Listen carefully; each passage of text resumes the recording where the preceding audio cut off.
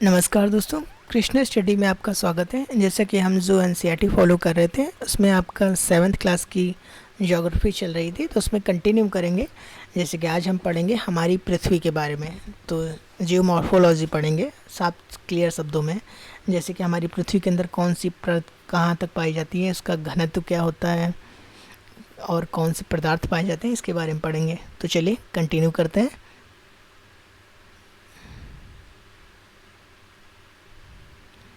ठीक है। हमारी पृथ्वी एक गतिशील ग्रह है। इसके अंदर एवं बाहर निरंतर परिवर्तन होता रहता है। क्या आपने कभी सोचा है कि पृथ्वी के आंतरिक भाग में क्या है, पृथ्वी किन पदार्थों से बनी है? जैसे कि मैंने आपको बताया था पृथ्वी किस कक्ष पे गति करती है। इससे पहले क्लास 6 में बताया था कि पृथ्वी दीर्घवृत्ताकार कक्ष में गति करती है। ठीक है, ये क्वेश्चन में भी पूछा जा सकता है, इसलिए मैं आपको बता रहा हूँ। बार बार मैंने ये थर्ड टाइम आपको बता रहा हूँ, क्योंकि जो पॉइंट मुझे इंपॉर्टेंट लगते हैं वो मैं रिपीट कर देता हूँ, कि जिससे कि आपको अगर आपने याद नहीं भी किया है, आपका ध्यान नहीं गया है, तब भी जाए। जैसा कि ये थिंग्स मुझे मेरे सर ने सिखाई थी, जिससे मुझे काफ़ी बेनिफिट हुआ। जो मैं पेपर देता था तो मुझे पेपर में वो चीज़ अगर मैं खुद नहीं पढ़ा होता था फिर भी याद आ जाती थी। तो यही थिंग मेरी इनिशिएटिव मैं आपके लिए भी कर रहा हूँ। ठीक है। एक प्याज की तरह पृथ्वी भी एक ऊपर सेकेंडरी परतों से बनी है। पृथ्वी की सतह का सबसे ऊपरी परत को परपटी कहते हैं। ठीक है, भूपरपटी। यह सबसे पतली परत होती है। यह महाद्वीप सतह में 35 किलोमीटर तथा समुद्री स्तर में केवल 5 किलोमीटर होती है। ठीक है। महाद्वीप सतह मुख्य रूप से सिलिका एवं एल्युमिनियम से बना होता है, और इसलिए शियल कहते हैं। ठीक है, सीएल। महासागर की परपटी मुख्यतः सिलिका एवं मैग्नीशियम की बनी होती है, इसलिए सिमे कहते हैं। ठीक है, तो महासागर जो बने होते हैं उसे सील कहते हैं, और जो महाद्वीप होते हैं उसे यहाँ पे महासागर जो बताया गया है कि महाद्वीप में जो होती है सील होती है, और महासागर पे सीमे, जैसे सिले, सिलिकॉन, मैग्नीशियम। ठीक है, चलिए ये फैक्ट पढ़ लेते हैं, कुछ मे बी इम्पोर्टेंट हो। पृथ्वी की सबसे गहरी खान दक्षिण अफ्रीका में स्थित है तथा इसकी गहराई लगभग 4 किलोमीटर है। तेल की खोज में इंजीनियर 6 किलोमीटर गहराई तक खोद चुके हैं। पृथ्वी के केंद्र तक पहुंचने के लिए, जो बिल्कुल असंभव है, आपको समुद्र की सतह पर 6000 किलोमीटर गहराई तक खोदना होगा। जैसा कि वो पॉसिबल नहीं है। जो ठीक है, कर सकते हैं, बट इतना अभी नहीं पॉसिबल है। और जो सबसे गहरी गर्त है मोरियाना गर्त है। कहाँ पे पड़ती है? जो आपका साउथ चाइना सी है वहाँ पड़ती है, प्रशांत पैसिफिक ओशन में, प्रशांत महासागर में। ठीक है, चलिए तो आगे देखते हैं। परपटी के ठीक नीचे क्या है? मेंटल है, जो कितनी दूरी तक पाया जाता है? 29 किलोमीटर दूरी तक पाया जाता है। सबसे आंतरिक परत क्रोड है। जैसे ऊपर क्या है? भूपरपटी, उसके बाद भूपरपटी जिसे क्रस्ट कहते हैं, फिर अंदर मेंटल है, उसके बाद क्या है? क्रोड मतलब कोर, जिसकी त्रिज्या कितनी है? 3500 किलोमीटर। यह मुख्यतः निकेल एवं लोहे की बनी होती है। इसे नीफे कहा जाता है क्योंकि इसमें निकेल और फेरस पाया जाता है। तो आपने ऊपर जाना क्या?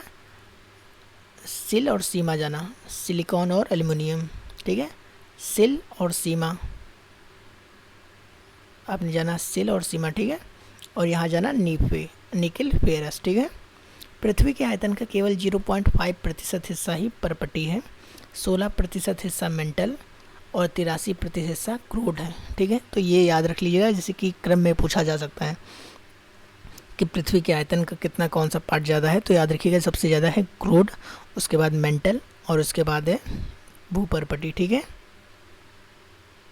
पृथ्वी की त्रिज्या कितनी है? 6371। चलिए सैलियम खनिज के बारे में जानते हैं। चलिए इससे पहले मैं आपको एक फैक्ट बता देता हूँ। जैसे कि जो हम पृथ्वी की यहाँ पे देखते हैं, ऊपर बताते हैं फिगर में, आसानी से आपको समझ आ जाए। जैसे आप देखते हैं पहले क्रस्ट है, फिर मेंटल है। तो क्रस्ट और मेंटल के बीच में जो परपट्टी है और मेंटल के बीच में एक सीमा पड़ती है, उसे क्या कहते हैं? मोहो डिसकॉन्टीन्यूटी पूछ लिया जाता है। तो आप याद रख लीजिएगा कि जो भूपरपट्टी है और ऊपरी मेंटल के बीच में पड़ता है मोहो डिसकॉन्टीन्यूटी। ठीक है, उसके बाद आप जाते हैं तो ऊपरी मेंटल और निचला मेंटल, निचले मेंटल के पास भी एक पड़ती है डिसकॉन्टीन्यूटी, उसे क्या कहते हैं? रेप्टी। ठीक है, याद रखिएगा। जैसे कि इंग्लिश में कहते हैं रेप्टी, तो हिंदी में लिख रहा हूँ, मे भी हो सकता है कि थोड़ा गलत हो जाए, बट आप इंग्लिश में बोल रहा हूँ वो ध्यान दीजिएगा। रेप्टी कहते हैं, ठीक है, मोहो रेप्टी। फिर जो निचला कोर मेंटल होता है, निचला मेंटल और ऊपरी कोर, जैसे जो ऊपर का कोर होता है ठोस होता है, तो मेंटल और कोर के बीच फिर क्या पाया जाता है, गुटेनबर्ग पाया जाता है, डिसकंटिन्यूटी, गुटेनबर्ग, ठीक है, गुटेनबर्ग, ये मात्रा नहीं रहेगी जैसे कि, ठीक है। तो मोहो, फिर रेप्टी, फिर गुटेनबर्ग, और फिर लेहमान, जो फिर लास्ट में जो ऊपरी कोर को और निचले कोर को डिवाइड करता है उसे क्या कहते हैं, लेहमान कहते हैं। तो याद रखिएगा, मोहो, रेप्टी, गुटेनबर्ग और लेहमान। जैसे काफ़ी पेपर में पूछ लिया जाता है, तो इसमें जो इम्पोर्टेंट है वो बता देता हूँ आपको। इसे लेहमान कहते हैं, ठीक है। जो मैक्सिमम पेपर में पूछा जाता है कि ऊपरी परत, क्रस्ट और मेंटल को अलग करने वाली डिसकंटिन्यूटी, अशुद्ध सीमा का नाम क्या है। तो याद रखिएगा, मोहो ज़्यादातर पूछा जाता है। उसके बाद पूछ सकता है तो गुटेनबर्ग पूछ सकता है कि मेंटल और कोर को डिवाइड करने वाली अशुद्धता का क्या नाम है, डिसकंटिन्यूटी, जैसे कि हिंदी में असत्य लिख के जाता है, असत्या, ठीक है। तो गुटेनबर्ग है। मोहो और गुटेनबर्ग ध्यान रखिएगा। रेप्टी, लेहमान अगर कम ध्यान देंगे फिर भी ठीक है, ठीक है। चलिए तो आगे पढ़ते हैं सेल एवं खनिज के बारे में। पृथ्वी की परपटी अनेक प्रकार के सेलों से बनी है। पृथ्वी की परपटी बनने वाले खनिज पदार्थ के किसी भी प्राकृतिक पिंड को सेल कहते हैं, ठीक है। सेल विभिन्न रंग, आकार एवं गठन की हो सकती है। मुख्य रूप से सेल 3 प्रकार की होती है, अग्नि सेल, अवसादी, सेडिमेंट्री और कायांतरित मेटामॉर्फिक, ठीक है। तो अग्नेयस, सेडिमेंट्री, मेटामॉर्फिक। जो अग्नि सेल होती है पृथ्वी के भूपरपटी के अंदर पाई जाती है, जो लावा बाहर आता है उसके द्वारा निकलती है। और जो अवसादी सेल होती है, सेडिमेंट्री, ये समुद्रों के मुहाने हो सकता है, नदी तालाब के मुहाने हो सकता है, ठीक है। और जो कायांतरित सेल है, तो अग्नि सेल और अवसादी सेल का जब रूपांतरण होता है तो बनती है हमारी कायांतरित सेल, ठीक है। द्रवित मैग्मा ठंडा होकर ठोस हो जाता है, इस प्रकार बने सेल को अग्नेयिक सेल कहते हैं, ठीक है। जो द्रव होता है मैग्मा पृथ्वी से निकलता है भूकंप के द्वारा या ज्वालामुखी के द्वारा, वो जब ठंडा हो जाता है तो सेल का निर्माण होता है, ठीक है। और सेल ऐसा ही नहीं कि पृथ्वी के ऊपर सेल का निर्माण होता है, पृथ्वी के नीचे भी सेल का निर्माण होता है, ठीक है। तो आप ये मत सोचिएगा कि जब ऊपर पृथ्वी के निकल आएगा तभी सेल बनेंगी, पृथ्वी के नीचे भी सेल बनती है। उनके नाम उसके आकार के अनुसार होते हैं कि बैथोलिथ है, लोकोलिथ है, लोपोलिथ है, सिल है, डाइक है, ठीक है। तो वो आगे हम पढ़ेंगे तब बताएंगे आपको, ठीक है। इन्हें प्राथमिक सेल भी कहते हैं। अग्नि सेल 2 प्रकार की होती है, अंतर्भेदी सेल और बाह्यभेदी। अंतर्भेदी सेल का है जब मैग्मा अंदर पिघल जाए, अंदर ही जमा हो जाए यानी कि कलेक्ट हो जाए तो अंतर्भेदी कहेंगे। और जब एक्सटीरियर हो यानी कि बाहर पृथ्वी की सतह पे मैग्मा ठंडा हो तो उसे बाह्यभेदी कहेंगे, ठीक है। अग्नेयस लैटिन शब्द इग्निस है जिसका अर्थ है अग्नि, और सेडिमेंट्री लैटिन शब्द सेडिमेंट से लिया गया है जिसका अर्थ है स्थिर। और मेटामॉर्फिक जो कायांतरित सेल है इसका अर्थ है, जिसका अर्थ है रूप परिवर्तन, ठीक है। चलिए आगे देखते हैं। काफ़ी इंपॉर्टेंट चैप्टर है और काफ़ी फैक्ट हैं इसमें, ठीक है। फैक्ट भी है, कॉन्सेप्ट भी है, तो आप याद कर लीजिएगा इसका और 1-2 बार इसका रिवीजन कर लीजिएगा, ठीक है। क्या आप ज्वालामुखी से निकलने वाले लावा की कल्पना कर सकते हैं? वास्तव में आग की तरह लावा द्रवित ही पृथ्वी के आंतरिक भाग से निकलकर सतह पर उपसा द्रवित लावा सतह पर आता है या तेज़ी से ठंडा होकर ठोस बन जाता है। परपटी पर इस प्रकार से बने सेल को बाह्यभेदी अग्नि सेल कहते हैं, ठीक है। इसकी रचना बहुत महीन दाने वाली होती है। उदाहरण के लिए बेसॉल्ट एग्जाम्पल है, तो एग्जाम्पल लिख लीजिएगा। बेसॉल्ट सेलों से बनी होती है। द्रवित मैगा कभी कभी भूपट्टी के अंदर गहराई में ही ठंडा हो जाता है, देखिए बता रहा है, तो इसे अंतर्भेदी अग्नि कहते हैं। धीरे धीरे ठंडा होने के कारण ये बड़े दानों का रूप लेते हैं। यहाँ पे देखिए कॉन्सेप्ट है, अगर आप खुद पढ़ेंगे तो इसे नहीं समझेंगे, बट मैं बता रहा हूँ तो आप धीरे धीरे अगर ठंडा होगा तो उसके दाने कैसे होंगे, बड़े होंगे, ठीक है। चट्टान के ग्रेनाइट ऐसे ही सेलों का एग्जाम्पल है, ठीक है। और अगर जो मैग्मा है जल्दी पिघल जाएगा तो क्या होगा, उसके दाने छोटे छोटे होंगे, ठीक है। ये कॉन्सेप्ट के रूप में तो याद रखिएगा। लेई मसालों तथा दानों का चूर्ण बनाने के लिए जिन अपघर्षण पत्थरों का उपयोग होता है वे ग्रेनाइट के बने होते हैं। ठीक है, ग्रेनाइट और बेसॉल्ट कैसे पत्थर है? अग्नेय सैल के पत्थर है। ठीक है, सैल लुढ़क कर, चटक कर तथा एक दूसरे से टकरा कर छोटे टुकड़ों में टूट जाते हैं। इन कणों को अवसाद कहते हैं। ये अवसाद हवा, जल आदि के द्वारा एक स्थान से दूसरे स्थान पर पहुंचकर जमा कर दिए जाते हैं। ये अदृढ़ अवसाद दबकर एवं कठोर होकर सैल की परत बनाते हैं। इस प्रकार की सैलों को अवसादी सैल कहते हैं।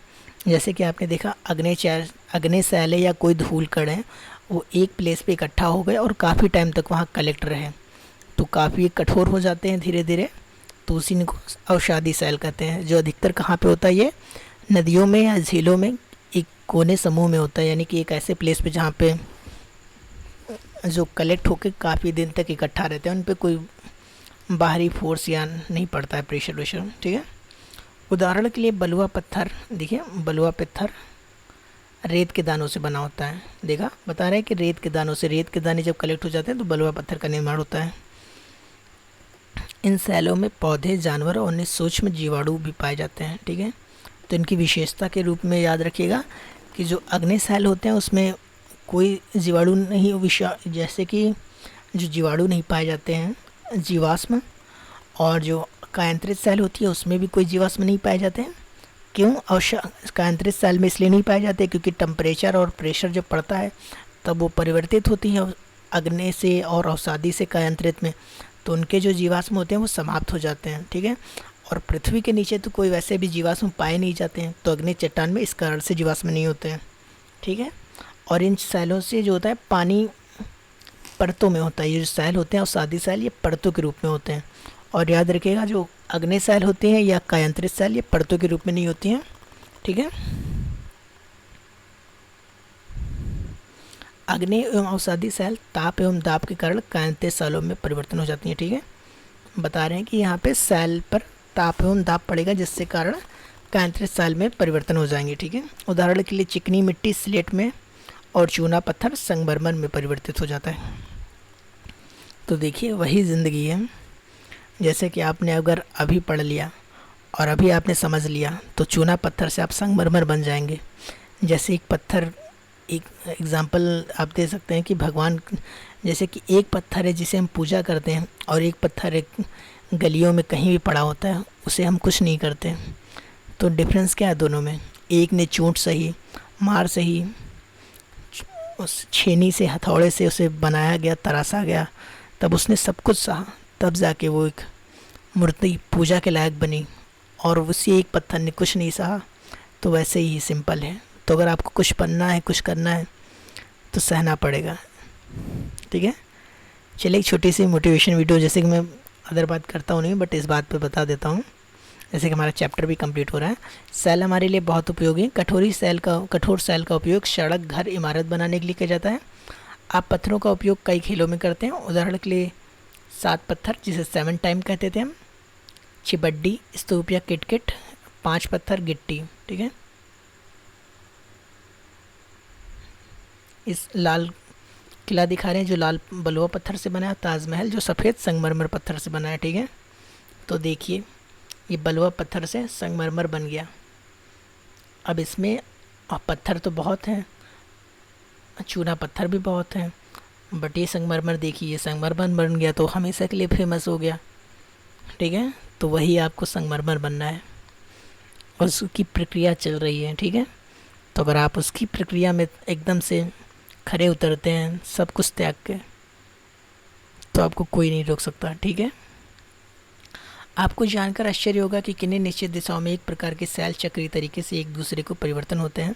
परिवर्तन यहाँ पे देखेंगे, इस प्रक्रिया को सैल चक्रण कहते हैं। जैसे कि जो अग्नि से अवसादी में, अवसादी से कायांतरित में जो प्रक्रम रूपांतरण होता है उसके बारे में बताया गया है। जो इसका डिटेल रूपांतरण है वो हम 9th क्लास में पढ़ेंगे कि कैसे चट्टानों से शिस्ट बनता है, शिस्ट से संगमरमर बनता है या स्लेट बनता है, वो हम 9th क्लास में पढ़ेंगे। ठीक है, द्रवित मैग्मा ठंडा होकर अग्नि सैल बन जाता है। ये अग्नि सैल छोटे छोटे टुकड़ों में टूटकर एक स्थान से दूसरे स्थान पर स्थानांतरित होकर अवसादी सैल निर्माण बन जाते हैं। फिर इन पर ताप और दाब पड़ता है तो अग्नि सैल, अवसादी सैल और फिर कायांतरित सैल में बदल जाते हैं। अत्यधिक ताप एवं दाब के कारण कायांतरित सेल पुनः पिघलकर मैग्मा बन जाते हैं। तो देखिए कैसा प्रक्रम है। चलिए स्टार्ट करते हैं अग्नि से। अग्नि टूट के छोटे छोटे टुकड़ों में डिवाइड हुआ, उड़ के एक प्लेस पे या एक नदी में, रिवर में इकट्ठा हुआ तो क्या बना? अवसाद बना। देखिए टुकड़ों में रूप में ये अवसाद पत्थर बन गया, ठीक है। ये नदी में इकट्ठा हुई, ठीक है, अवसादी शैल, और अवसादी से मैग्मा, ये मैग्मा के रूपांतरण दिखाया गया है। तो चलिए यहाँ पे सैल चक्र सही से नहीं दिखाया गया है, तो ये आगे आपको बताएंगे कि अगर जो सेल होती है, जैसे कि अग्नि सेल से अवसादी और अवसादी से कायांतरित सेल प्रक्रम होता है, इससे जो रिवर्स प्रोसेस होता है, ठीक है। तो हो सकता है कि डायरेक्ट अवसादी से कायांतरित बन जाए, या हो सकता है कि डायरेक्ट अग्नि से कायांतरित चट्टान बन जाए, ठीक है, ऐसा भी पॉसिबल है। जैसे कि आपने पढ़ा होगा साइंस में, अगर आपने पढ़ा है एनसीईआरटी, तो ऊर्ध्वपातन और निक्षेपण पढ़ा होगा, वही यहाँ पे प्रोसेस होता है, ठीक है। सेल विभिन्न खनिजों से बनी होती है। खनिज प्राकृतिक रूप में पाए जाने वाले पदार्थ हैं जिनका निश्चित भौतिक गुणधर्म, निश्चित रासायनिक मिश्रण होता है। खनिज मानव जाति के लिए बहुत महत्वपूर्ण है। कुछ का उपयोग ईंधन की तरह होता है, जैसे कोयला, प्राकृतिक गैस, पेट्रोलियम। इनका उपयोग उद्योगों, औषधि वर्ग में भी होता है। लोहा, एल्युमिनियम, सोना, यूरेनियम, ठीक है। चलिए चैप्टर आपका कंप्लीट होता है। जैसे कि ये चैप्टर जो है काफ़ी फैक्ट के रूप में है, तो याद कर लीजिएगा। ये वनडे एग्जाम में भी आ सकता है और यूपीएससी के लिए भी इम्पॉर्टेंट। मैंने जो आपको एक पॉइंट बताया कि अगर, जैसे कि पॉइंट आपको जो बताया कि अगर कण है धीरे धीरे ठंडा होगा तो उसके कण जो होंगे मोटे होंगे, अगर अवसाद जो है जल्दी तुरंत ठंडा हो जाएगा तो उसके कण जो होंगे पतले होंगे, ठीक है। ये एक फैक्ट के रूप में है, ये कॉन्सेप्ट के रूप में याद कीजिएगा, ठीक है। अगर क्वेश्चन बनता है इस चैप्टर से तो वही एक पॉइंट है जिस पे बना सकता है यूपीएससी। द्रवित मैग्मा से बने सेल कौन से होते हैं? अग्नि के होते हैं। पृथ्वी की सबसे भीतरी परत कौन सी है? क्रोड है। सोना, पेट्रोलियम, कोयला किसके उदाहरण है? सेल के, खनिज के या जीवाश्म के? तो सेल के। सेल जिसमें जीवाश्म होते हैं, कौन सी सेल होती जीवाश्म पाए जाते हैं? अवसादी सेल में, ठीक है। पृथ्वी की सबसे पतली परत कौन सी है? जैसे आप जानते हैं परपटी है, जो समुद्र में कितनी होती है? 5 किलोमीटर, और सतह पे कितनी होती है? 35 किलोमीटर तक होती है। 5 और 35, जो इसका एवरेज निकालेंगे तो 13 किलोमीटर बोलते हैं हम लोग, ठीक है। चलिए तो ये चैप्टर आपका कंप्लीट हो गया। इसके बाद हम नेक्स्ट चैप्टर पढ़ेंगे, देखते हैं कौन सा चैप्टर का लिस्ट कंप्लीट करेंगे। जी, 3rd चैप्टर है हमारी बदलती पृथ्वी, ठीक है। तो अगर इन्फॉर्मेशन अच्छी लग रही हो, जैसा कि कंटिन्यू कर रहे हैं, और आपको हमारा जो टारगेट है 2022 है, तो मे भी उम्मीद है कि हम आपकी सारी एनसीईआरटी दिसंबर 2021 तक कंप्लीट कर देंगे, ठीक है। तो आप साथ बनाइए रखिए, जैसे कि आपका साथ होगा तभी मेरा कॉन्फिडेंस बढ़ागा और मैं ज़्यादा से ज़्यादा क्लास आपके ले पाऊँगा जल्दी से जल्दी, और ट्राई भी, कोशिश भी करूँगा अपनी तरफ से, क्योंकि जब कॉन्फिडेंस बढ़ता है तो अच्छा भी लगता है, ठीक है। Thank you.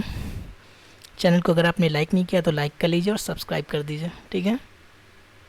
जैसे ये तो कर दीजिए आप। Thank you.